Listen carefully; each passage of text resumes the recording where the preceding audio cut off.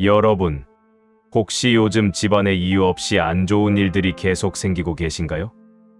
자녀들이 예전 같지 않고, 사업이 잘 안 풀리고, 건강에 적신호가 켜지고 있지는 않습니까? 오늘 제가 들려드릴 이야기는 결코 가볍게 들으실 내용이 아닙니다. 부처님께서 말씀하신 인과응보의 법칙, 그리고 우리 조상님들과의 연결고리에 관한 심오한 진리입니다. 제사를 지내지 않는다는 것, 그것은 단순히 옛 풍습을 따르지 않는 것이 아닙니다.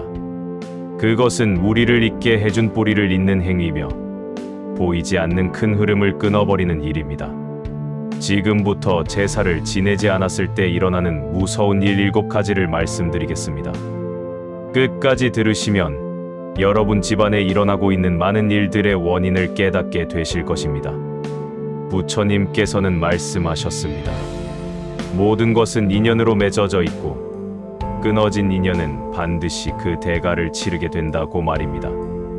우리는 누구의 자식입니까? 누구의 손자이고 누구의 후손입니까? 오늘 이 자리에 있는 여러분 모두 조상님들의 피와 땀 그리고 눈물이 있었기에 존재하는 것입니다. 그런데 요즘 세상은 어떻습니까? 제사는 미신이라고, 구시대 유물이라고 말합니다. 젊은 사람들은 제사 지내는 것을 번거롭게 여기고 심지어 제사상 차리는 법조차 모릅니다. 하지만 부처님의 가르침 속에는 분명히 나와 있습니다. 조상을 공경하지 않는 자는 복을 받을 수 없다고 말입니다. 이제 하나하나 말씀드리겠습니다. 제사를 지내지 않으면 가장 먼저 일어나는 일, 그것은 바로 자손들의 건강이 무너지는 것입니다. 여러분, 건강은 단순히 육체의 문제가 아닙니다. 부처님께서 말씀하신 것처럼 우리 몸은 마음과 영혼, 그리고 조상으로부터 이어받은 기운이 합쳐진 것입니다. 제사를 지내지 않으면 조상님들의 보호가 사라집니다. 조상님들은 저 세상에서도 자손들을 지켜보고 계십니다. 제사를 통해 공양을 받으시면 그 복으로 자손들을 보살피십니다. 그런데 제사를 지내지 않으면 어떻게 됩니까? 조상님들께서 굶주리게 되고 자손을 보살필 힘이 없어지는 것입니다. 실제로 주변을 보십시오. 제사를 소홀히 하는 집안을 보면 이유 없이 아픈 사람이 생깁니다. 병원에 가도 원인을 모르는 병으로 고생합니다. 아이들은 자주 다치고 노인들은 갑자기 건강이 악화됩니다. 이것이 우연일까요? 아닙니다. 부처님께서 말씀하신 인과의 법칙입니다. 조상을 잊으면 조상의 보호도 잊혀지는 것입니다. 건강은 돈으로도 살 수 없습니다. 아무리 좋은 병원을 가도 아무리 비싼 약을 먹어도 근본 원인이 해결되지 않으면 소용없습니다. 제사는 단순한 의식이 아닙니다. 그것은 조상님들과의 영적 연결고리를 이어주는 거룩한 행위입니다. 제사를 지내지 않으면 두 번째로 일어나는 일은 집안에 우환이 끊이지 않는 것입니다. 부처님께서는 말씀하셨습니다.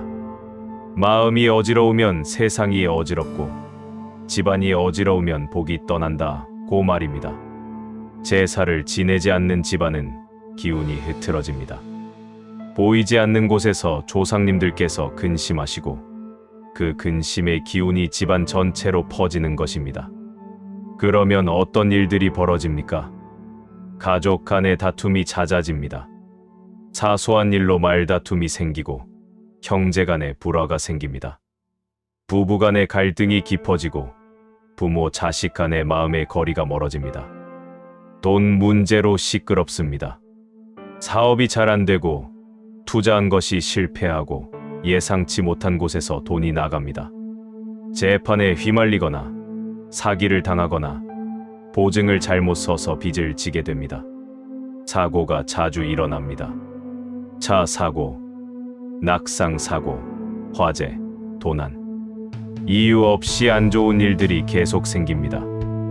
여러분, 이것이 모두 우연일까요? 아닙니다. 부처님께서 말씀하신 업의 법칙입니다. 조상을 소홀히 하는 업보가 집안 전체에 영향을 미치는 것입니다. 옛 어른들이 말씀하시지 않았습니까? 집안이 편안해야 만사가 형통한다고 말입니다. 제사는 바로 그 집안의 평안을 지키는 가장 기본적인 도리입니다. 조상님들께서 편안하셔야 자손들도 편안합니다. 조상님들께서 근심하시면 자손들도 고통받습니다. 이것이 보이지 않는 세계의 법칙입니다. 제사를 지내지 않으면 세 번째로 일어나는 일은 자손들의 운이 막히는 것입니다. 부처님께서는 말씀하셨습니다. 복은 저절로 오지 않고 복을 받을 만한 그릇이 있어야 한다고 말입니다. 그 복의 그릇은 어디서 만들어집니까?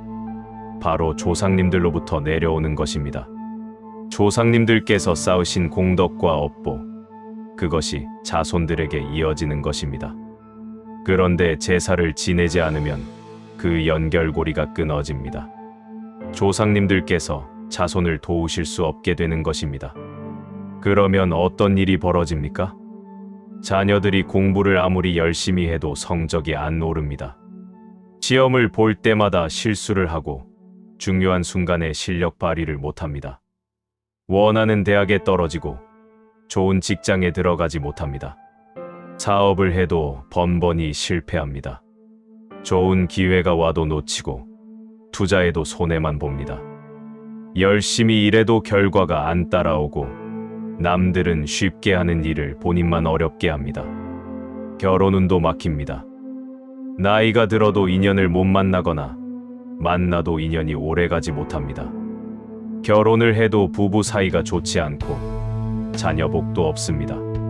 승진도 안 되고 인정도 못 받습니다. 능력이 있어도 기회가 안 오고 노력해도 빛을 못 봅니다. 이 모든 것이 왜 그럴까요? 부처님께서 말씀하신 것처럼 복의 근원이 막혔기 때문입니다. 조상님들과의 연결이 끊어져서 하늘의 도움을 받을 수 없게 된 것입니다. 운이라는 것은 단순한 우연이 아닙니다. 그것은 보이지 않는 세계의 흐름이고 그 흐름은 조상으로부터 시작됩니다. 제사를 지낸다는 것은 그 흐름을 살리는 것이고 지내지 않는다는 것은 그 흐름을 끊는 것입니다. 제사를 지내지 않으면 네 번째로 일어나는 일은 집안의 기운이 쇠퇴하는 것입니다. 부처님께서는 말씀하셨습니다. 만물은 기운으로 이루어져 있고 기운이 쇠하면 모든 것이 무너진다고 말입니다. 집안에도 기운이 있습니다. 그것을 흔히 가운이라고 부릅니다. 가운이 좋으면 집안이 번창하고 가운이 나쁘면 집안이 기울어집니다. 가운은 어디서 나옵니까? 바로 조상님들로부터 내려오는 것입니다. 조상님들께서 쌓으신 덕과 업, 그것이 자손들에게 흘러와 가운을 만드는 것입니다. 제사는 바로 그 가운을 유지하고 강화하는 의식입니다. 제사를 통해 조상님들을 모시고 공양을 드리면 조상님들께서 기뻐하시고 그 기쁨의 기운이 집안에 가득 차는 것입니다. 그런데 제사를 지내지 않으면 어떻게 됩니까? 집안 분위기가 어둡고 무겁습니다. 집에 들어가면 왠지 모를 답답함이 느껴지고 가족들도 표정이 밝지 않습니다. 집안에 좋은 일이 없습니다. 경사스러운 일이 생기지 않고 기쁜 소식이 들리지 않습니다. 항상 걱정거리만 가득하고 불안한 마음이 떠나지 않습니다. 집안이 점점 기울어집니다. 재산이 줄어들고 세력이 약해지고 명예가 떨어집니다. 예전에는 이름 있는 집안이었는데 이제는 아무도 알아주지 않습니다. 후손이 끊기거나 줄어듭니다. 자녀를 낳지 못하거나 낳아도 병약하거나 일찍 세상을 떠나는 일이 생깁니다.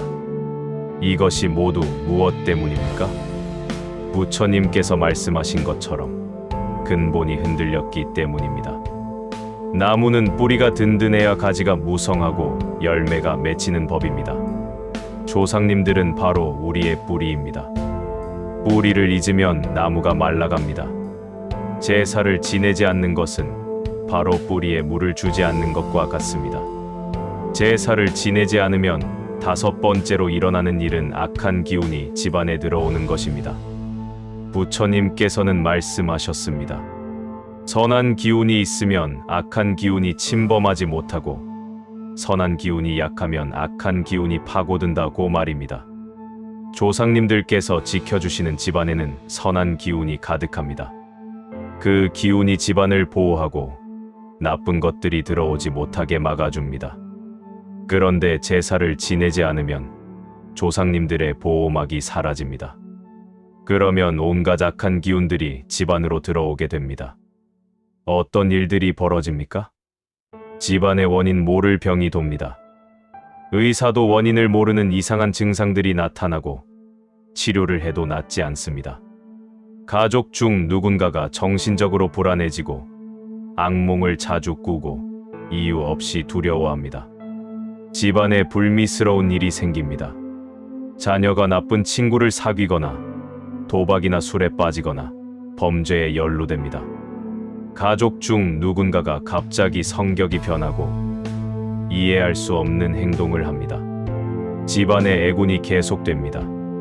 소송에 휘말리고 사기를 당하고 억울한 누명을 쓰고 예상치 못한 재난을 당합니다. 집 자체에 문제가 생깁니다. 집에서 이상한 소리가 들리고 물건이 자꾸 없어지고 집 안의 물건들이 자주 고장납니다. 집에 있으면 불편하고 답답해서 자꾸 밖으로 나가고 싶어집니다. 여러분, 이것이 왜 그런 줄 아십니까? 부처님께서 말씀하신 것처럼 선한 기운이 약해져서 악한 것들이 침범하는 것입니다. 조상님들께서 지켜주시지 못하니 온갖 나쁜 것들이 달려드는 것입니다. 제사는 단순한 의식이 아닙니다. 그것은 집안을 지키는 보호막을 유지하는 거룩한 행위입니다.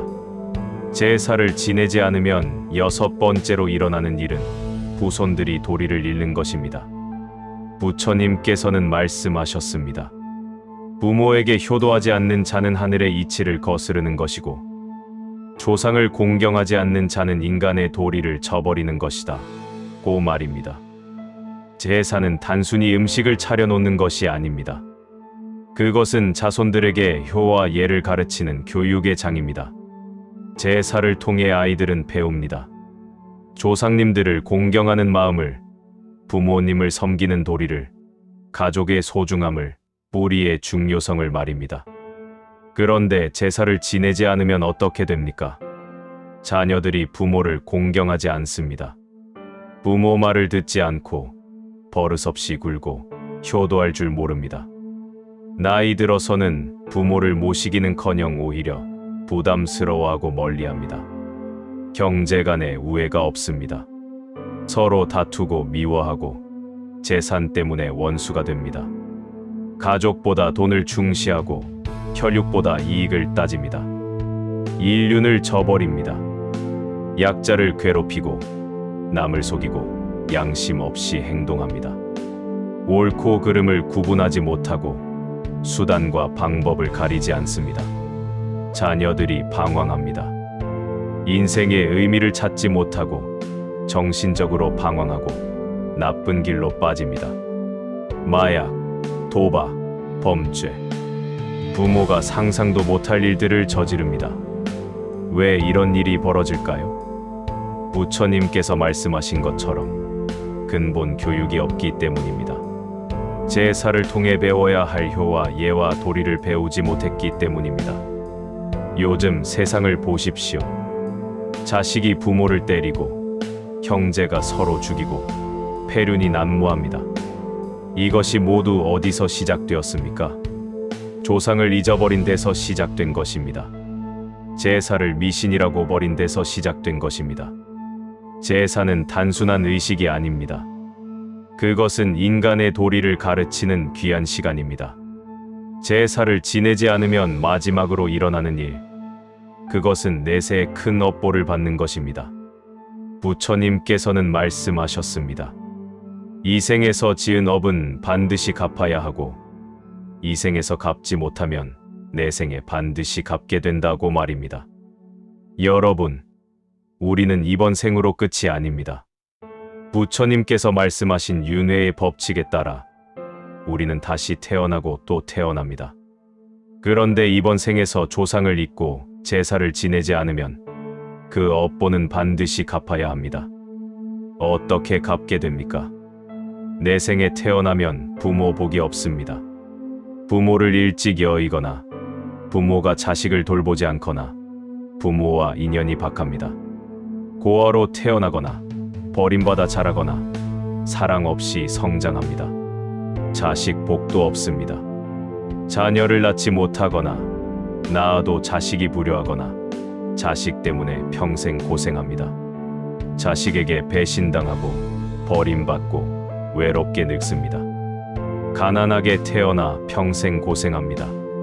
아무리 노력해도 가난을 벗어나지 못하고 늘 남의 밑에서 일하고 천대받으며 삽니다. 병약하게 태어납니다.